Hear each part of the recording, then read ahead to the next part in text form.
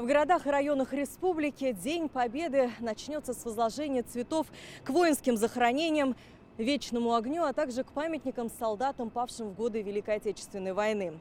В Казани цветы возложат на Арском и Архангельском кладбище, а также к вечному огню в Парке Победы.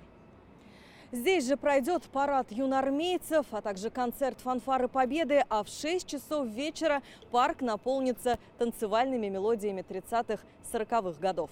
В 10 утра парад Победы. По площади Тысячелетия торжественно пройдут войска Казанского гарнизона, курсанты, юноармейцы. Проедет легендарная военная техника Т-34, ИС-3, «Катюша», ретро-автомобили. Затем на сцене театральный пролог. В этом году самая масштабная акция «Бессмертный полк» пройдет в ином формате. Традиционного шествия по улицам города не будет. Однако татарстанцы распечатывают фотографии своих героев и устанавливают их на автомобилях, на значках, на окнах балконов. И помогает им в этом сайт Полк.РФ.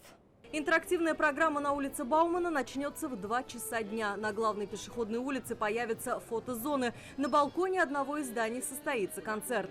В Казанском Кремле праздничные мероприятия будут идти весь день. С 10 утра до 5 вечера состоится квест «Путь к победе». В это же время будет работать выставка военной автомобильной техники. С 11 до часу дня пройдет акция «Наша победа». Все желающие смогут нарисовать на асфальте мелом свое видение победы. Обширную праздничную программу готовят и в других городах республики. Так, на сцене Нижнекамского драмтеатра оживет повесть Бориса Васильева «А зори здесь тихие», постановка на татарском языке. В Буинском театре покажут спектакль «Небесный тихоход». В Альметьевске откроют памятную доску участнику Великой Отечественной войны, актрисе и режиссеру Закие Туишевой. А вечером жители и гостей столицы вновь будут ждать на площади Тысячелетия. Здесь пройдет концерт «Поющая Казань». И, конечно же, каждый сможет присоединиться к тысячному хору и спеть песни военных лет. Все завершится праздничным салютом в 22:00. Лучшие точки для обзора – центр семьи Казан, Кремлевская набережная,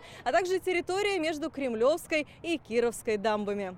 Алия Хайрудинова, Вадим Илларионов, ТНВ, Казань.